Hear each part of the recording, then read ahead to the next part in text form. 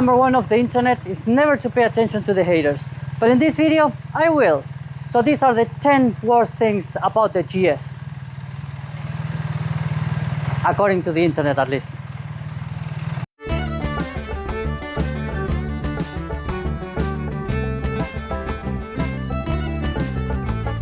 Okay, in no particular order, coming at number 10, it's the rear lights.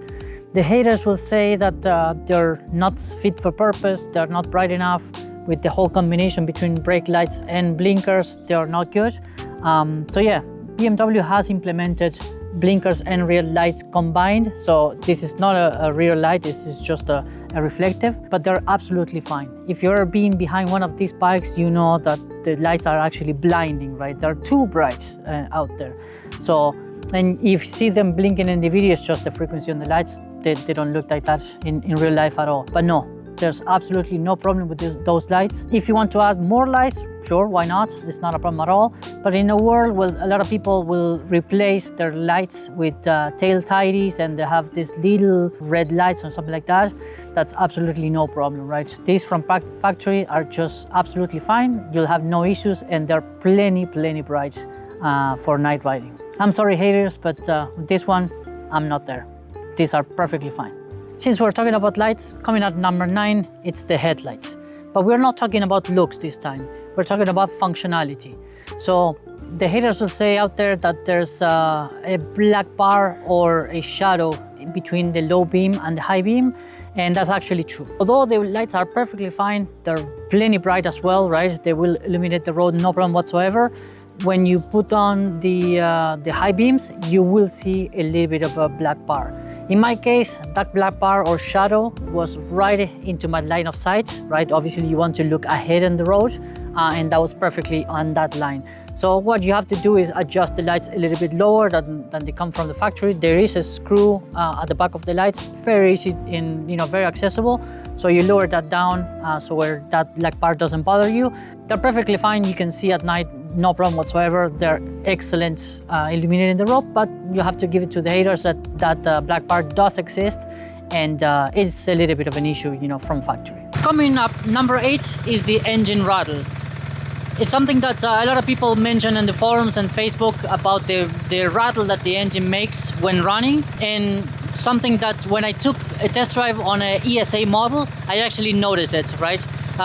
It was rattling a little bit between 3,000 and 4,000 RPM. In my bike in particular, I can't hear that at all. I know there might be a little bit of a rattle, but when you're riding between wind noise and tires and everything, you can't feel it at all. Might vary bike from bike, but again, I think it's a little bit more prevalent on the ASA models. On this one, again, I'll put the mic next to the engine. You can normally hear it on this area, right, or coming from this area. So let's have a listen and see if we can spot anything here.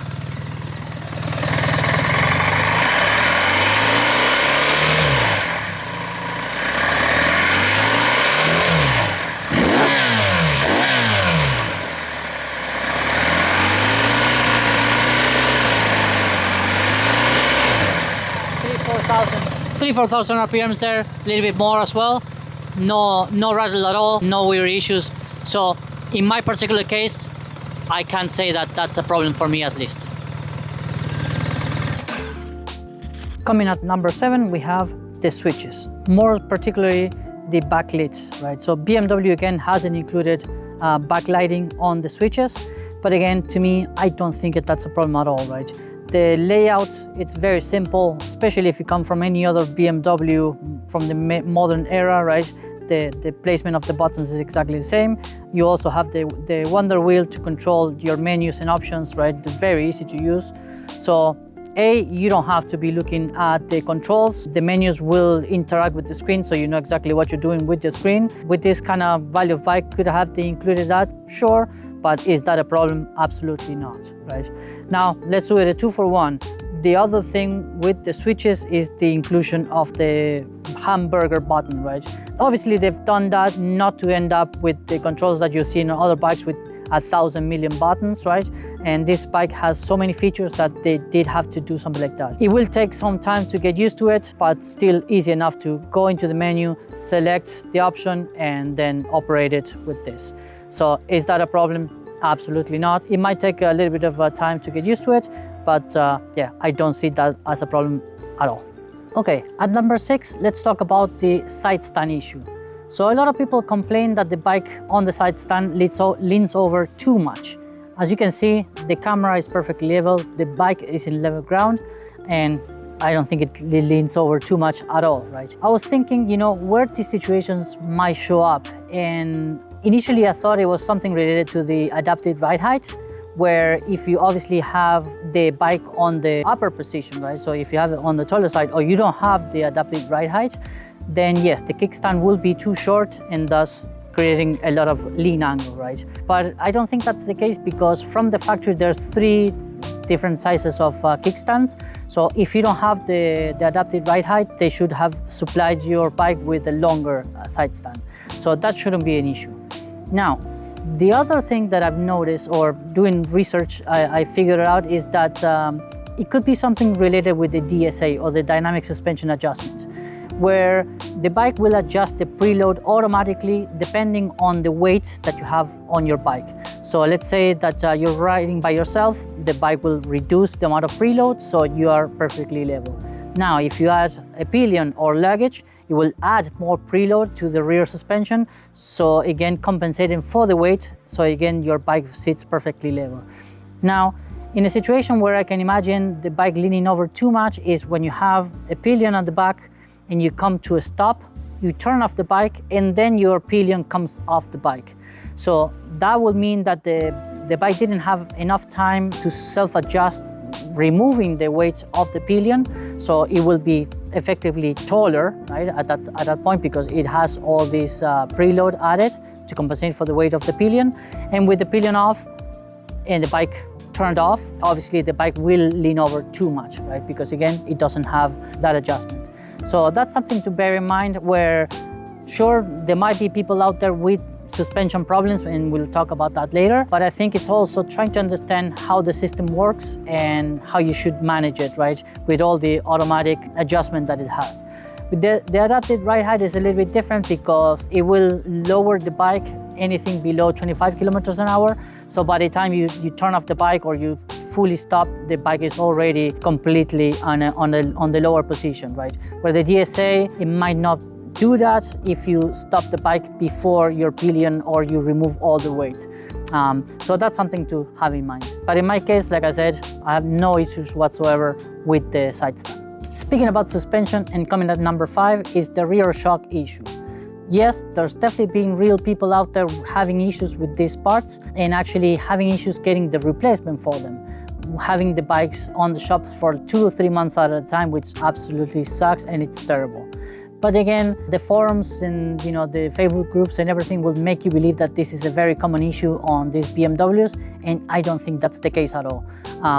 Where yes, there are real folks out there with this problem, but I don't think that most bikes will suffer from this. I haven't had any issues with this, and there are folks out there with thousands and thousands of kilometers on their bikes, and they have had no problem at all. So yes, there are cases, especially I think on early bikes, but I wouldn't put this as a major problem.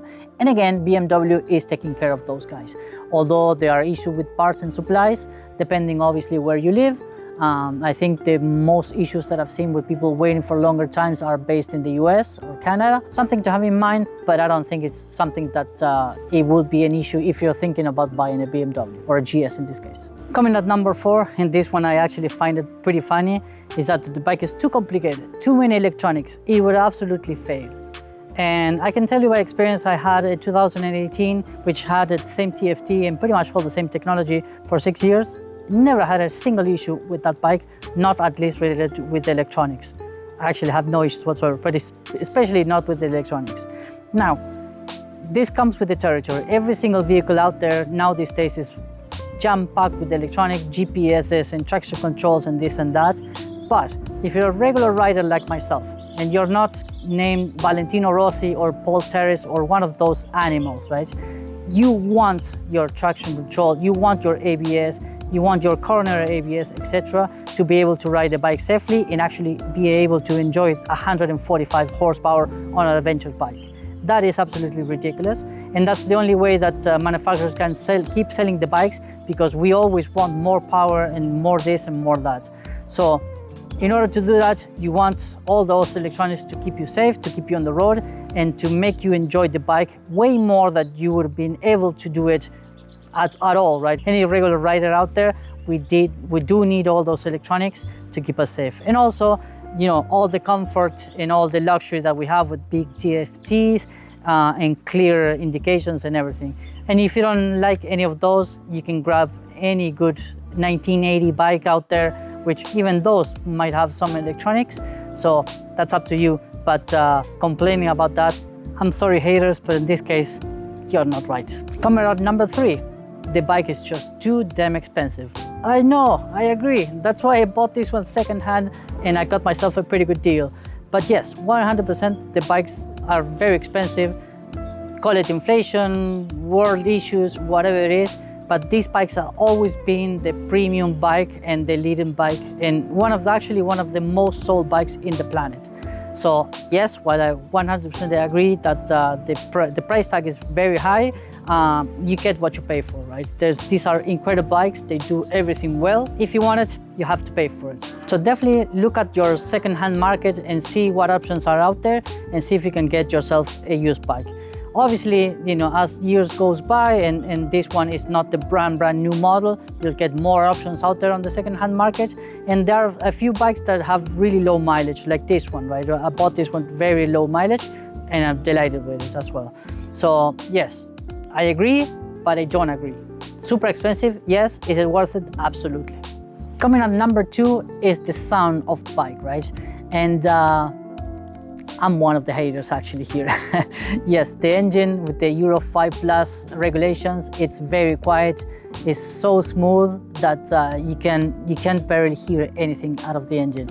And the exhaust, even with this 1,000 euro twin pipe Acra, the sound is just not there. It doesn't sound bad, it just doesn't have that exciting sound that the previous bike had, right? Both the 1200 and the 1250s, they sounded amazing, at least in my opinion, right? I am working on different options, right, to replace either the muffler or the headers to see if I can get an improved sound. Obviously, that's something personal. If you want a ride that is completely smooth and quiet, the bike as it is completely fantastic. But I think for me, I want a little bit more out of the engine. I have done some modifications on the exhaust. I got the baffle out. There's a little bit of a cone inside the exhaust that you can remove. It does take a little bit of work. And I also have the ESE Hilltech exhaust servo eliminator that you can basically open and close out the valves that are located over here. So I have that, and those things improve the sound a little bit, but it doesn't have that kind of rowdy or exciting sound from the previous bikes. Yes, I am one of the haters, and I proved this one right.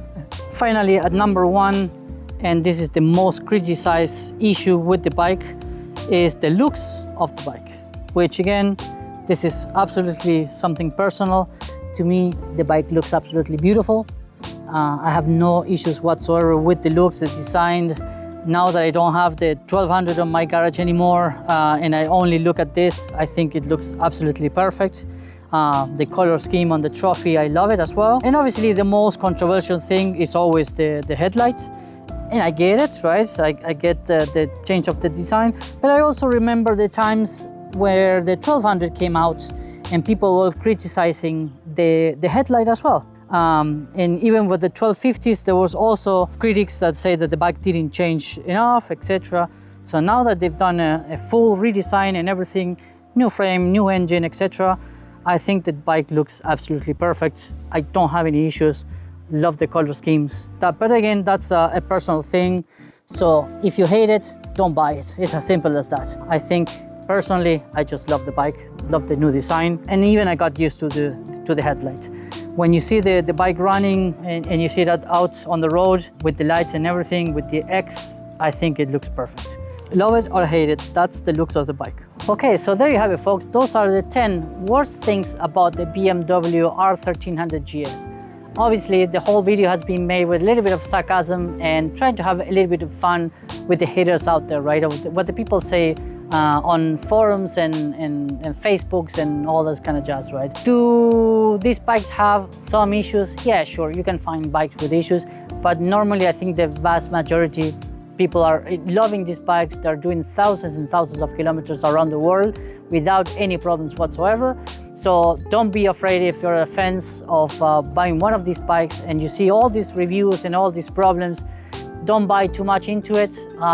For those that are actually having issues, so far what I've seen is BMW taking care of those. So again, even if you have those issues, you should be covered. So I wouldn't stress too much about it. Every single vehicle, bike, car, whatever, right? They will have issues, especially when they first launch. I don't think there's going to be a problem at all. If you haven't made it so far on the video, I really appreciate it, watching the whole thing. Give me a like down below, comment if you have any questions. Consider subscribing to the channel, right? Do all the YouTubey things that you have to do. I'm having a lot of fun making this video. So again, really appreciate you sticking around and watching the whole video. And yeah, I'll see you in the next one. Thanks.